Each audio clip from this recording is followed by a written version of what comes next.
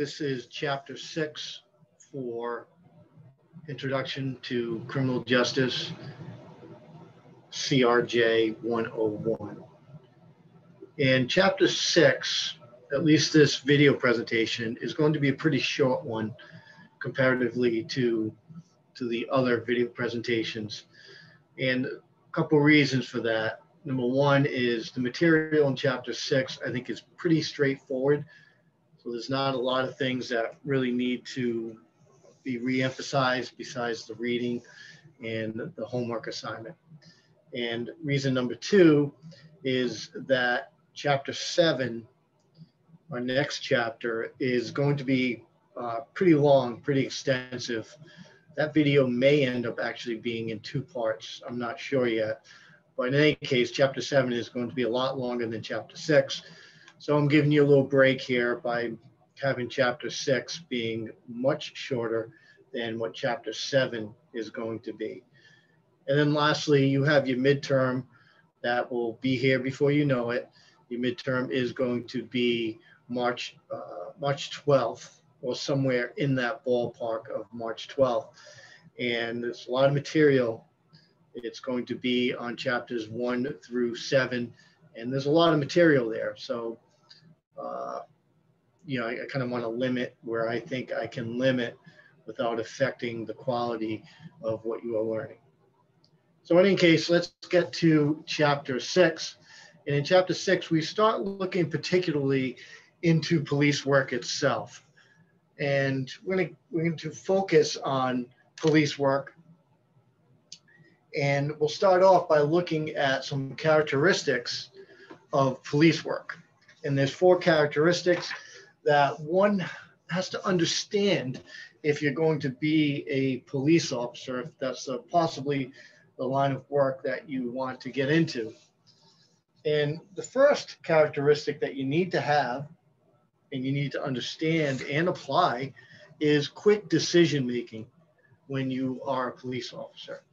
And things happen real fast in real time. And we're going to go over this in Chapter 7 when we start looking at use of force and videos of police officers using use of force.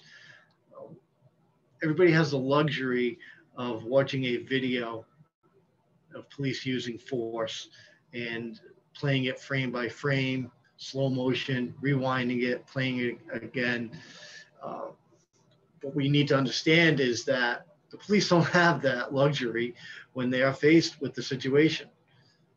Things are happening real time, and they are happening very quickly. And thankfully, courts recognize that. And so when courts evaluate use of force or police work in general, they do so through the eyes of a police officer on the scene who has to make decisions very quickly. Don't have time to stop and think and evaluate. Many times, especially emergency situations, police just have to react. So quick decision making is something that goes along with police work. Next is independence. You are very independent for the most part when you are a police officer. And that's one of the things I loved about being a police officer. And it's certainly one of the more attractive things is when you're a police officer, for the most part, you go out in your cruiser and you decide what you want to do that night. You decide, do I want to make car stops? Is there any particular area of my beat that I want to concentrate on? There's a lot of independence that comes with police work. And because of that, you really have to be mature and you have to be disciplined because of the independence. I have seen independence be a problem for some police officers because they don't have that ability. The ones that run into problems, they don't have that ability to self-regulate and to handle that much freedom and independence. But independence is definitely, at least for me, was one of the more attractive things for police work. The other thing, and I didn't look at this as a negative at any point in my career, is that it's dirty work many times. Many times you have to do some pretty dirty things. And by dirty, I don't mean crooked. I just mean work that is others may feel is unpleasant. Some scenes that you are going to go on as a police officer may be the type of scenes that not everybody can handle as far as what you are about to view. And certainly some of the things that you may have to do that your work requires that is not pleasant. So there are dirty work that comes along with being a police officer. And the last thing is, of course, it is dangerous work. Police officers are assaulted many, many times. And throughout my career, I've certainly been assaulted. And I've certainly been in many dangerous situations, and not so much being assaulted, but certainly in situations where my life was in jeopardy and putting my life in front of others. And because that's what the job required. And that's what I signed up for. And that's what you sign up for when you become a police officer. And you need to recognize that right up front. It is a dangerous job. Police officers get killed in the line of duty. And we will go over that as well in chapter 7. So danger is not your thing. And it's not for everybody, and there's not a judgment there. But, and I've worked with, some cops where they avoided danger, and they eventually get weeded out of police work because that's not your line of work if you are going to avoid danger. And if you do that, you put your other fellow officers at risk of being injured or killed.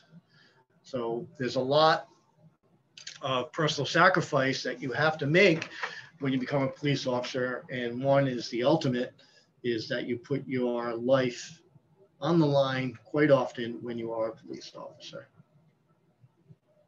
Then along with characteristics, we're going to look at some qualities that make a good police officer. What are these innate qualities that an officer must have in order to be an effective and good police officer? We'll start off with honesty. A good police officer obviously must be honest. If you're not an honest police officer, you have no business being a police officer, and you are a bad police officer. Police officers must be honest. Must also be intelligent. Now, that doesn't mean you have to be the smartest person around, but there is a certain level of intelligence that goes along with being a police officer and making the right decisions and learning everything that goes along with being a police officer. And there's a lot to it, as you're probably learning just from the intro class. When you start taking the more advanced classes, criminal law, criminal procedure, you see there's a lot there, a lot for police officers to know and to learn. And intelligence, although it's not the end all, it is certainly a good quality for a police officer to have. High integrity. Police officers must have high integrity. There's just no way around that. You must be motivated, again, because there is a lot of independence that goes along with being a police officer. And if you want to be the type of police officer that just drives around for 8 hours and doesn't do much, that's not going to make you a good police officer. You must be motivated, but in the same breath, you must also have self-control. So you don't want to be too aggressive and too motivated, because you need some self-control. You're going to have to exercise a lot of self-control, especially when it comes to using force, or if you're in a situation where somebody is exercising their rights, and by exercising their rights, they're doing something that is offending you personally. You must exercise self-control and stay within the bounds of your job and the law. Must be mature. There is no place in police work for immaturity. There's just too much at stake, too much on the line for an immature person to be a police officer. I was in my late 20s. I was 27 when I became a police officer. And I'm the first to say that when I was 21, I was nowhere near mature enough to be a police officer. Just some of the things I was doing. And, by the time I was 27, I was ready and I was definitely more mature. And that made me a better police officer. Now, I'm not saying you can't be 21 and be a good police officer and be mature. I certainly have worked with many police officers who are 21, and which is the usual minimum age requirement, and who were mature enough to be police officers. I've also worked on the other side with, some who were 21 or around that age where their maturity level was not where it should be, and it reflected in their job performance. So you must be mature, and maturity is not so much an age as it is a state of mind and a quality that somebody has. And then flexible. You must be flexible, not in terms of touching your toes and being able to do a split, but flexible in your ideas, flexible in your thinking, flexible in your personal life, because the hours for police work can be difficult. You may go to midnight shift. You may get held over on your shift, for overtime because an officer on the shift after you doesn't show up, and you're junior officer and you have to stay. You have court that you have to go to many times. Many times you'll be at home minding your own business, watching the game or doing what you like to do, and the supervisor calls you and says, you need to come in right now. And so you need to be flexible in your hours, in the way you think, the way you behave, and with your priorities. You need to be flexible. These are all qualities that make a good police officer. Now, when I applied to be a police officer and I went through the interview process, one of the questions that they asked me was honesty, intelligence, and physical strength. Which one of the three is most important? And I answered intelligence. And I got it wrong. That is not the right answer. The right answer is honesty is the most important quality a police officer can have. The reason why I answered intelligence was because in my mind, I was thinking you have to be smart enough to know that you have to be honest. So that is why I answered intelligence, but they came right out and they told me, no, that's wrong. The most important quality is being honest. And that's the question you may get asked in your oral boards. If you are applying to be a police officer in your interviews, they may ask you a similar question, and the answer is honesty. Honesty is the most important quality of a police officer. And that brings us to video question number 1 for the Chapter 6 homework assignment. What is the most important quality of a police officer? And the answer is honesty. Now let's look at some different types of patrol. There's preventive patrol.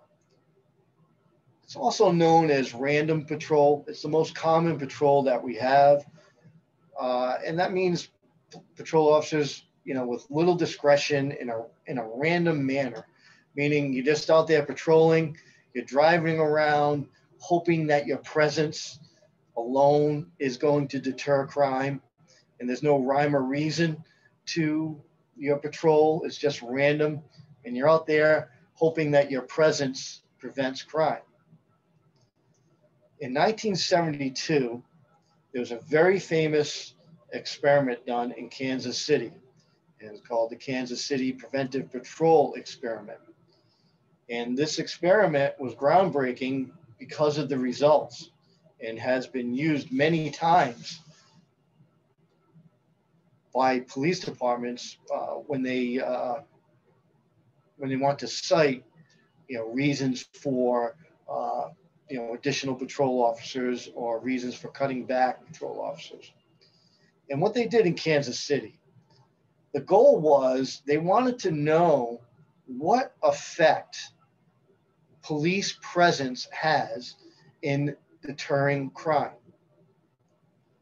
And the way they did their experiment was they had 15 patrol districts in Kansas City. And they divided those patrol districts into 3 equal groups. So 5 patrol districts had controlled beats, 5 patrol districts had proactive beats, and then 5 patrol districts had reactive beats. And they wanted to see, is there a difference in crime based on the type of patrol that was being conducted in that area? So a controlled beat was a beat where they didn't change anything. The officers just patrolled as normal.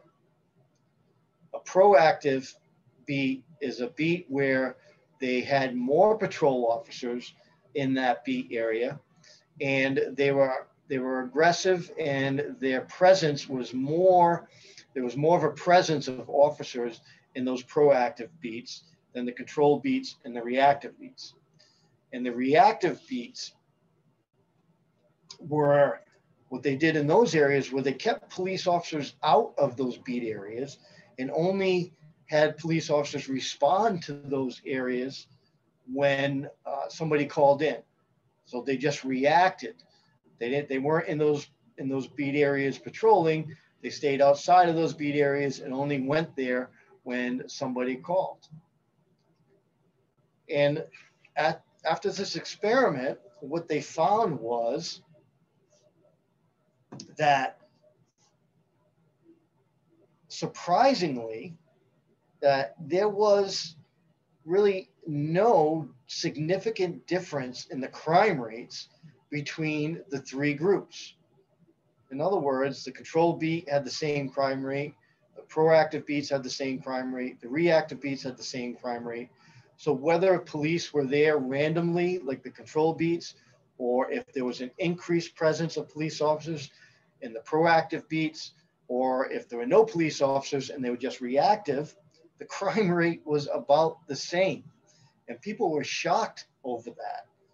They were shocked that, wow, it didn't make a difference that, no matter what type of patrolling was done, that the crime rate was more or less the same. So that's a very famous experiment that they often cite. New Orleans did a similar one years ago, but when they did their proactive beats, they really flooded an area. And they had a police officer almost literally on every corner. And they did see a decrease in crime there, but that was with a tremendous increase of police officers. So if there's going to be a change in patrol to affect the crime rate, it really has to be a dramatic one. And that brings us to the video question number 2. And the question is, what was the result from the Kansas City Preventive Patrol experiment? And the answer is there was no significant difference in crime rates between the 3 groups. That's the question and answer for video question 2. And now we move on to aggressive patrol. And aggressive patrol was a popular way, actually was becoming very popular. However, due to recent events, and by recent events, I mean the riots and the questioning of police officers in their use of force with minorities or just in people in general. And so this is geared more, it was a more popular way prior to maybe a year or 2 ago. It's really starting to back off. Officers are not as aggressive as they used to be. And by being aggressive means like actively stopping people legally but just being more aggressive and more proactive. And officers are now, we're seeing that they are more reluctant to be as aggressive as they used to be because of the backlash that we have seen in the past year or so. So aggressive patrol was really for the younger, officers, the newer officers. You've been on the job a while. Just by nature, you're not going to be as aggressive as you used to be. And there was a program that they had in New York City, and this is going to be for your video question number 3. New York City, by their policy, had a program called Stop and Frisk. And the Stop and Frisk program encouraged their officers to go out and stop and frisk as many people as possible, staying within the legal bounds of stop and frisk. And when you take criminal procedure, you'll learn that in order for officers to make a stop and frisk, they need reasonable suspicion to stop or detain that person. Then they also need reasonable suspicion to pat that person down and reasonable suspicion that the person's armed or dangerous. So it's kind of a two-pronged thing: reasonable suspicion to believe they're involved in criminal activity, and also reasonable to do the frisk part, reasonable suspicion to believe that person is armed and dangerous. And it was a pretty effective program in New York City, and they saw violent crime rates start to go down. However, what they also saw, unfortunately, was that it was not proportionate. It wasn't performed proportionately towards minorities. What they found was that minorities were the target and the subject of more stop and frisk than non-minorities. And that's why that program, the Stop and Frisk program, got a lot of bad negative press, and eventually they stopped the Stop and Frisk program. So the video question number 3 is, what city had an aggressive patrol, and what was it called? It's New York City, and it's called the Stop and Frisk program. And we're going to wrap it up there for chapter 6, again, for the aforementioned reasons. And probably the biggest one, I just want to go easy on you for once and give you a nice short video. And I think there's only 10 questions for the chapter 6 homework assignment. Chapter 7, please read it carefully. We are going to spend an extensive amount of time. Chapter 7, there's a lot of material. What we're going to learn in chapter 7, just to give you a quick preview, is we are going to go over use of force for police officers, because I think it's very relevant right now. And the book doesn't go over use of force all that much. So you're going to learn in the video, you're going to learn when police can use force, what type of force they can use. And then after we learn that, we're going to review some videos. And then after you review the video, you're going to determine whether or not the police use proper force or not. And that's what you have coming ahead of you in chapter 7, at least as part of what you have. And then we also spend an extensive amount of time on witness identification. And in fact, your essay question on your midterm exam is going to have to do with witness identification. So you really need to watch chapter 7 video. There's going to be a lot of material on chapter 7, and a lot of it is going to be on the midterm. So we will wrap it up there, and we will see you next time for chapter 7.